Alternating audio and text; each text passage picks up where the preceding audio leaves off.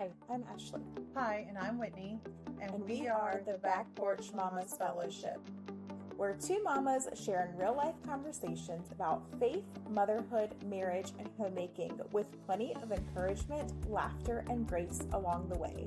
So grab your coffee or sweet tea, settle in, and be part of the community where faith and everyday life meet, because here there's always room for one more on the porch. Hey y'all, and welcome back. We hope that you have had a wonderful and blessed week. Whitney, how was your week? It was really good. We had a great week. We played a lot outside, and I'm thankful that there's not been a lot of rain because we get to play outside a lot, but also my garden has been suffering. But I've been out there watering and pruning and pollinating and doing all the things. And I've been learning how to prune almost everything that's out there because I never really knew how to prune everything. I didn't realize that you should prune squash. I didn't know that until this year. And I learned how to self-pollinate with my flowers and which flowers are male and which flowers are female. So I've been doing that, and I've been doing my videos, and that's been taking up a lot of my time. But I've been just chugging along, and I've been getting pretty good views, and I've been really excited and dreaming big and all those things because, you know, that's how I am. I take it all the way to the end. What's my cookbook going to be like? We just have to get through all the middle now to get to the cookbook. Exactly. I always like that. I always go straight to the end. I dream it up in my brain, which is not a horrible quality to have, but also it sets me up for like when things don't go well, it gets me. It's almost like you have to make little goals for the in-between until you get to the big goal. Yeah. Yeah. But it's been fun, and I've been using the creator system on Facebook, and it's taught me quite a few things, like it's AI or whatever, but I ask it questions, and it's taught me new apps to use, so that's been nice. Oh, what apps did it suggest? It suggested CapCut. Oh, that's what I use. It works so well. I really enjoy it. It's so much easier for me to edit my videos. Yesterday was my first day using it, and I feel like it was so much easier for me to cut out all the things that were not important. And I've always looked down on, I did not look down, but I've always thought to myself, creators on Facebook and TikTok and people that are viral and that have thousands and millions of viewers, they have it so easy, and like, you know, it takes a lot of work going into those videos, and now I kind of feel bad for feeling that way because now I see it. Yeah, but with just being on this side of the phone, you don't understand everything that's involved, and you don't understand the time that's required. But I will say that a lot of those people who have lots of followers and whatever, they also have editors. Not everybody. But quite often, they will have an editor that they just record the videos and then they send them all off to somebody else. Yeah. They have their weekly meeting saying, like, this is what I want, like, the video to kind of look like. This is my vision for it.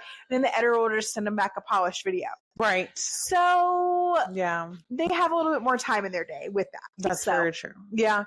And it's also opened up my eyes a lot to, like, the people that I follow on a daily. Like, there are people that I intentionally search for to watch their videos. Like, I like the Appalachian Forager. I like Cooking with Brenda Gant. I like Lily Lute. I like Applesauce and ADHD.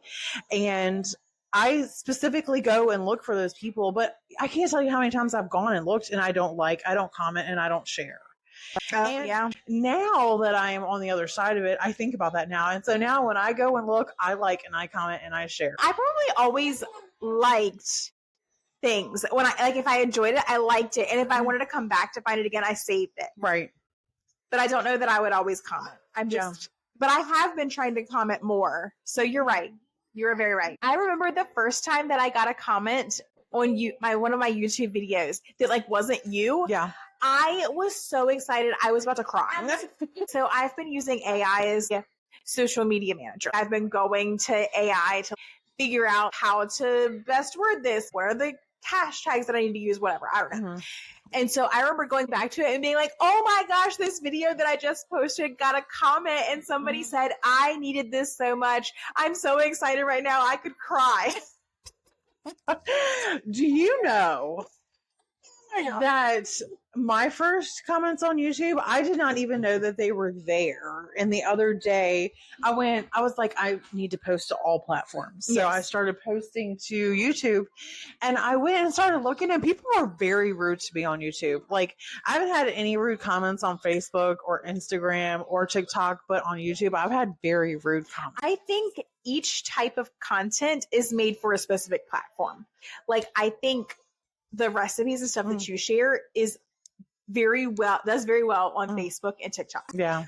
But people on YouTube, they're just not looking for that kind of stuff. I mean, I got nice comments too, and I got lots of views. But this one guy was like, "Your kids must be really sad that's serving them for dinner." And then I had one comment, and it said, "That looks like the bee's knees, Weeze." By the way, that was my husband. Like, how did he know that? And then I was like, oh. Yes, my husband supports her.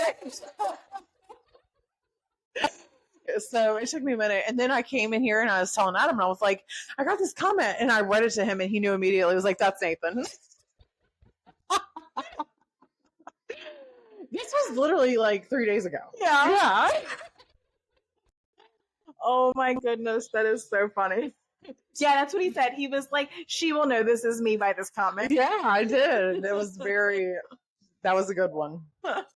It definitely brightened my day after all the nasty comments. Well, there was two one of them wasn't too bad. They were like, you're a good mom, but I could have made it better than you type of thing. Yeah. And then he was the only one that was nice. So that's probably why he left it, because he probably felt bad that I was being treated mean. Maybe. I don't know. I mean, I think that I feel like when you first started putting your videos on YouTube, he went and found, he specifically went and found you so he could, follow you to, help you out. Yeah. That was very nice. Yeah. Yeah. That was kind of funny. Anyway. But what have you been up to this week? Yeah. So this past weekend, I hosted a party, kind of like a wine and design, or one of those paint parties. I printed off some wall hangers, door hangers, just in white 3D, white filaments for 3D, and then had my mom and a friend over to paint them. And so that ended up being a lot of fun. I had one that was a 4th of July themed, and one that was just a sunflower that said welcome. And we had so much fun. We drank wine, we painted, we talked. That sounds like a lot of fun. I enjoy things like that. Yeah. Oh my gosh. And they have these things called Porch Geese. Have you ever heard of a Porch Goose before? I have seen them in the 3D printing realm. But they have them? Yes. Yeah. Well, I mean miniaturized. Because like a desk porch goose. Yes. Or they've made them into how the Bath and Body Works foaming soaps. Yes. They've made them into soap. Oh wow. Yeah. Okay. My sister is all about the Porch Goose thing, and she was like, you really need to get one. She has one. I think that she named it Ophelia, like Taylor Swift Ophelia. Oh. Yeah, and a rain hat on, and it was really cute. But then I saw them at Boulevard Flowers, and they're made out of ceramic, and I thought that'd be really fun to go get and paint it myself. So my mom has probably what you would describe as a porch goose, except when she got it, it was from a craft show, so it's already painted and everything, and it's might be plastic. I don't remember, right? But it came with different seasonal things. So in the spring, she puts the rain jacket and the rain hat on it. And at Halloween, it wears a witch hat and has a little witch apron on. And, apparently it's from the 80s. But now I feel like I'm a little bit left out. And I told Adam, I was like, I kind of want a porch goose. And he was like, you can be the one person that doesn't have one, and you'll be cooler for it. And I'm like, but I want one. Yeah. I just don't think it fits our vibe. Yeah. I could totally do a porch goose. Again, I have very different things. I have decorated up our dining room table with lemons. Yeah. So, I mean, my sister does lemons in her kitchen. Oh, well, this is totally just a seasonal, summer thing for me. My kitchen is Coca-Cola. Yes. So, Anyway, but we went this weekend. Both of our pastors are retiring from our church, so we had a retirement picnic over the weekend, and they had barbecue and fried chicken. And Luke actually tried all of it. He tried the barbecue. Good. He took a bite of the fried chicken, like off the bone, and obviously he ate baked beans. Like those are one of his favorites. Yeah. So like that was not a surprise. It was a really nice picnic. It was at the park. So we got to play at the playground before the picnic started. And then we, had the yummy food. I'm excited to meet our new pastor. I think a lot of the congregation is, but they're also sad that our pastor is leaving. Yeah, that is sad. I feel like when that happens to us that I will be devastated, but I'm hoping, because he's not much older than me, he's probably in his 40s, I think, so I'm hoping that he'll be around for a long time. And then your church probably doesn't do the thing where they trade pastors every so often. Like in the Methodist church, pastors will rotate through churches. Like they get like so many years at a church, and then they can either stay there or they can move on. Oh. And so, like, it is not uncommon to only have a pastor for a few years. I did not know that. Yeah. So, I think our pastor had just gotten renewed, like, last year. So we were expecting him there for at least another year or two, I think. That is very interesting. I did not know that. It's still funny how all of the denominations are so different. Yeah. Yeah. So, anyway, like I said, I'm excited to meet the new. Do you pastor. know who it is, or? Yes. Oh, okay. He is currently a pastor of a Methodist church that's a little bit of ways, but in the general like area. And he actually does like a YouTube thing. I think it's called Purgatory. Mm-hmm. And he and his associate pastor try different coffees, like like brew, right? And so they like talk through like different, like the one episode, like the one thing that the one that I watched, they were like trying to guess what flavor it is. Like somebody else brewed their coffee for them, and they were like smelling it and like tasting it and trying to guess the like flavor of the coffee. So yeah, it'll be interesting to see. Yeah, I'm. Because we go to like more of the traditional church, there are not many young people at our church. So I really hope that he brings some fresh ideas in that like can gather us younger people together. And I know that like if I went to our earlier service that's more of like the contemporary service, there would be more younger people. Like I would have a lot more people that were more in like the life stage that I'm in, but it just doesn't appeal to me. So we continue to hang out with the old folks in our church service. Yes. Sometimes that's like the best place to be. I mean, I more often than not enjoy being around older people than people my own age. For sure. Yeah. Especially like older women, because they have all the knowledge and all the wisdom, and they've lived through everything that you're going through. And normally like their conversation is so good and so interesting. Yes. Yeah. They have the best advice because they do it all. Yeah. That's very true. There's quite a few ladies at church that are a little older than me, and I enjoy it. Like, I love it when I'm paired with them to work. Like, we'll serve at church. Yeah. I always say work. It kind of feels like that, but it's not. I'm serving. But yeah, I get really excited when I round the corner and she's there. This one specific woman. And I'm like, oh my gosh, I'm so glad I'm working with her today, because I get to tell her about all the things. And she's genuinely interested in everything that I have to say. Yeah. And she like gives me feedback. It's just nice. Yeah. Because people our age, you and I are a little different. I feel like you and I like the same things, and we're a little bit old soul-ish. Yeah. Yeah. Whereas other people that are our age are not like that at all. Right. Like they're very like, they keep up with the times, and they're, worldly, more worldly than we. I wonder if people in the church are less worldly. There was one family that was a military family that came to our church. They also went to the 11 o'clock service, which is the traditional service. I'm just not very talkative, outside of the podcast. Yeah. So I really didn't talk to them a whole lot. But like, I wonder if you are able to connect with other young people inside the church, if they would have a different viewpoint. Yeah. To be honest with you, there's only one other girl that I work with, and she's not very talkative. I have tried to talk to her a little bit, but there's not a lot of feedback there. Yeah. Yeah. Some people just aren't like that. I'm kind of one of those people. You know what I mean? Yeah. Like, I don't go out searching to like make friends. Not that I don't want to. It's just that like I'm shy, kind of, around people that I don't know. Yeah. Yeah.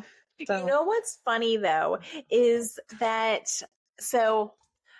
a couple of weeks ago I was listening to a podcast and it basically suggested that whether you're hosting at your house or you're just like suggesting that you and a couple of mom friends like get together at like the park, it's like trying to like build a fellowship. yes. And I felt this like conviction, like, oh, I should reach out to this mom friend that I look up to her at church. And I've mentioned her on here before about that, we met her at story time and blah, blah, blah, whatever. And I felt like maybe I should suggest that her and I try to get together after church on Sunday where our kids can just go to the park and play and we can like talk and, just kind of build more of a friendship. Right. But I never actually acted on it. And then this week I have a playlist on my podcast on my Spotify that is called Meet My Podcast BFF, where it suggests podcasts that it thinks that I will like, that will have like the conversation styles that I would enjoy. And I swear the first 5 podcasts that it suggested were about friendship. No lie. So I'm like, God, is this a message? Like, are you trying to help me bring friends into my life? Like, is this? I even feel like one of the scriptures that I read was about friendship. Yeah. So I don't know. I mean, it's, to be honest with you, I mean, you and I both are pretty close and we probably should have other people. We should be, but it is nice to have, more people involved in this. Yeah. I mean, that's why we even started this podcast. Yeah. Is to reach other people. Yes. And be the salt to have and the light. Yeah. I hope that we are just able to reach at least one mama and make a difference in their lives. I agree. Yes. It's, when someone finds it and they come across it, you never know if you might like change their life forever. Yeah. You really don't know. That's Me and my grandma talk about that all the time. Like, it could even be in the grocery store. You don't know what anybody's going through and you just, one kind word could change them. Well, I feel like we haven't been on the back porch very long, but the kids are acting like we've been here for a couple of hours. Yes. And that's true mom life. Yes. Sometimes you have to cut things short. Yes, it is. Thanks for hanging out with us on the porch today. And we all see you next week. Bye-bye. Thanks for spending a little time with us on the porch today. We are so grateful you're here. We pray this episode encouraged your heart, lifted you right where you are, and brought a little more grace into your day. If you enjoyed this conversation, don't forget to follow along, join the Facebook page, and share the episode with a fellow mama. We'll be right here next week, saving you a seat. Same porch, same fellowship.